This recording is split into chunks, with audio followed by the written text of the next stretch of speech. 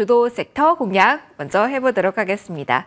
오늘 화요일 이 시간은 이분과 함께 시간 만들어 가도록 할게요. 하이투자증권 스마트 PB센터 염정 차장 나와 주셨습니다. 차장님 어서 오세요. 네, 안녕하세요. 안녕하세요. 날씨는 막 변화하고 있는 것 같은데 지수는 좀 제자리입니다.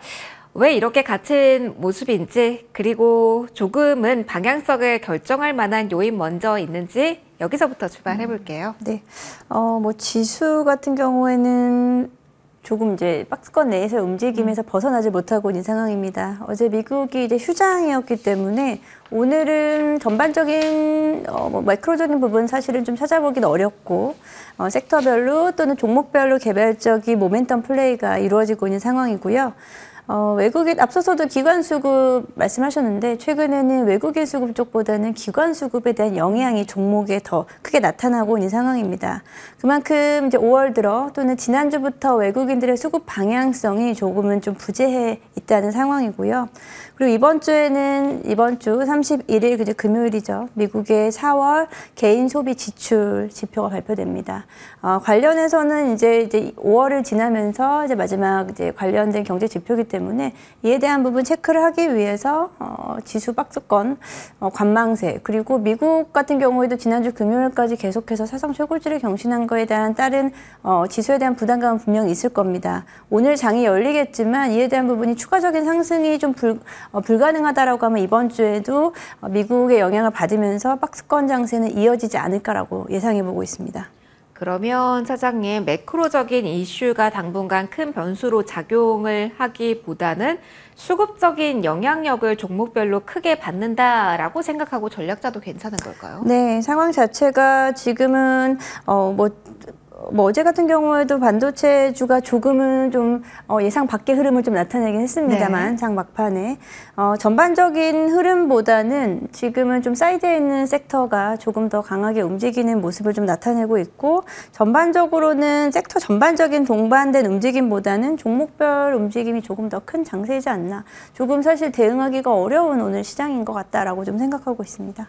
요즘 그러면 주변에서 네. 이것 때문에 까다로워요 라는 질문 좀 받으실 것 같은데 어떤 요인을 가장 요즘 장은 힘들어 하시던가요? 요즘 장에서 사실 하루에도 종목별 변동폭이 좀 크게 나타나고 맞아요. 있고요. 오전장, 오후장의 흐름이 너무 좀 다르게 나타나다 보니까 내가 잠깐 다른 거 보고 있으면은 흐름이 바뀌어져 있고, 시장의 흐름이 하루에도 한 두세 번씩 바뀌는 것 같습니다. 그만큼 빠른 대응을 하거나 아니면은 조금 지켜볼 수 있게 좀 묵혀두거나 사실 이래야 되는데, 5월 들어서의 흐름 중에서 가장 좀 힘들었던 게 개별 종목이라든지 개별 섹터의 움직임이 강하다 보니까 전반적으로는 시장의 흐름이 순환매가 아주 원활하진 않았다라는 점이거든요.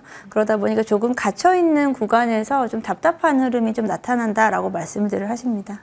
맞아요. 엉덩이 떼서 다른 쪽 보면은 달라져 있고 이래서 힘들다라는 이야기들 많이들 하시던데, 그래서 주도력을 가진 쪽에서의 시선을 줘야 되고 머물러야겠다라는 생각들 많이들 하실 것 같습니다. 주도 섹터 공략 좀 본격적으로 해보도록 할게요. 그러면 오늘 장은 어느 키워드 볼까요? 네, 오늘은 제가 말씀드린 대로 주도 섹터, 큰 섹터보다는 좀 사이드 섹터에서 방산 섹터가 조금 강하게 움직임이 좀 나타났죠. 네. 이러한 흐름은 지난주 후반부터 해서 어제에 이어서 오늘까지 시장의 시장 대비해서 조금 견조하게 지금 반등세가 올라오고 있는 섹터다라고 보고 있습니다. 그러면은 오늘자리는 어느 정도 반영이 된 구간이라 보시는지 궁금해요. 기대감의 영역에서 움직이는 건지, 이벤트도 있잖아요. 유해 대통령 방한 이벤트도 있으니까 전체적인 섹터가 어느 위치에 있다라고 진단하시는지 먼저 궁금해요. 그렇죠. 방산 섹터 전반적으로 사실은 종목 수가 많지 않기 때문에 종목의 흐름이 대부분 좀 같이 움직이고, 그 안에서 말씀하신 대로 지금의 섹터의 자리가 어느 정도까지 왔는지에 대한 부분인데, 일단은 단기적인 조정에서의 반등은 올라오기 시작했다 라고 좀 체크를 해볼 수 있고요. 방산주 같은 경우에는 4월에서 5월 가는 시점에서 조정을 좀 받기 시작했는데요. 이에 대한 부분은 1분기 실적에 대한 실망감이었습니다. 워낙에 방산에 대한 기대감은 작년부터 이어졌기 때문에 예상치보다 좀 밑도는 영업이익이라든지 전반적인 매출액이 아무리 수주 좋다고 해도 생각보다 예상보다는 좀 기대치보다는 좀 하회했다라는 분위기 속에서 주가는 단기적인 조정을 좀 받았고요. 하지만 여기서 하방은 좀 그래도 다행히 막혀 있었던 상황입니다. 하방은 좀 경직돼 있던 상황 속에서 반등세가 좀 들어오고 종목별로는 외국인 수급이 들어오는 종목, 기관 수급이 들어오면서 조금씩 지금 주가는 방향성을 다시 제자리 찾아가고 있는 상황.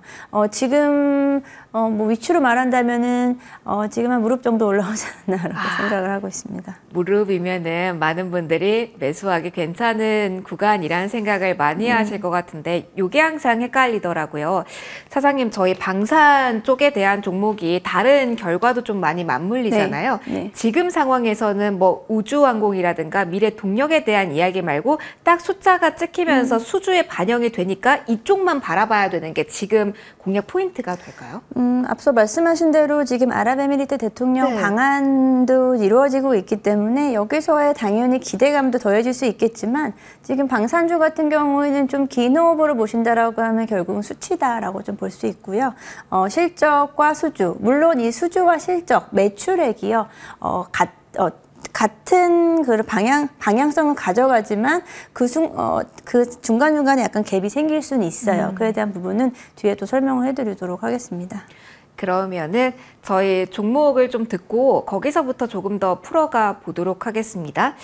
작은 쪽도 굉장히 탄력성이 좋아서 보실 것 같은데 그쪽을 보시는지 아니면 딱 4개 정도 회사라고 사장님 네. 보면 되나요? 그쪽에서 네. 공략 포인트를 잡으시는지. 저는 보통은 좀 주요 종목들 대형, 중대형주 중심으로는 방산주를 좀 보고 있고요.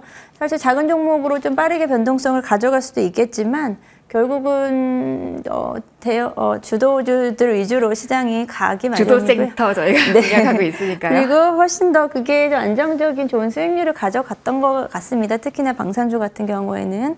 오늘 관심 있게 볼 종목, 지금 대부분 종목들 다 지금 상승 추세를 이어가고 있는데요. 하나 에어로스페이스를 이야기 안 할 수가 없습니다. 뭐 사실 우주항공청이 개청을 했습니다만 그에 대한 모멘텀이 아주 강하게 반영이 되진 않고 맞아요. 맞아요. 네. 하지만 그 기점으로 해서 반등은 되기는 시작했습니다. 물론 하나 에어로스페이스 우주항공 쪽도 있지만 방산에 대한 부분이 훨씬 더 지금 실적에 반영이 되고 있고요. 말씀드렸듯이 1분기의 영업이익에 대한 감소가 단기적으로 주가에는 부정적일 수밖에 없었습니다만 이 부분은 2분기에 실적 반영할 것으로 예상을 하고 있고요. 수주 잔고가 지금 이번에 이제 분기 보고서 나오면서 수주 잔고가 29조를 달성을 했고 연말까지 80조까지 추정을 한다라고 합니다. 사실 수주에 따른 부분으로 본다면은 훨씬 더 빠르게 주가가 움직여야 되겠지만 네. 말씀드린 대로 수주가 바로 매출액에 반영이 되는 것은 사실은 아니죠. 그리고 이렇게 방산 같은 경우 뭐 전차도 마찬가지고 이 방산 관련된 것들은 그 매출 인식 시점이 우리가 생각하는 것과 좀 다르죠. 계약 시점이 아니죠. 인도 시점이고요. 네.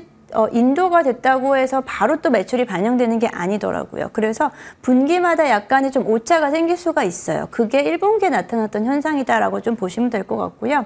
인도를 하고 나서 거기서 테스트 과정을 거친다라고 해요. 적어도 뭐 1에서 3개월 정도 시간이 걸리다 보니 매출 인식 시점이 조금 이연될 수 있다라는 점이 방산주를 보셨을 때 좀 단기적으로는 체크하셔야 될 부분이고요. 그리고 올해 같은 경우에도 폴란드양으로 해서 K9 그리고 천무 30대 정도가 추가적으로 인도될 예정이기 때문에 이 부분이 이제 분기로 어떤 식으로 지금 나눠서 인식이 될지는 모르지만 우리가 방산주를 볼 때는 분기적인 흐름도 중요하지만 연간 실적 흐름이 상당히 중요하다라고 하는 게 제가 말씀드린 이 부분 같습니다.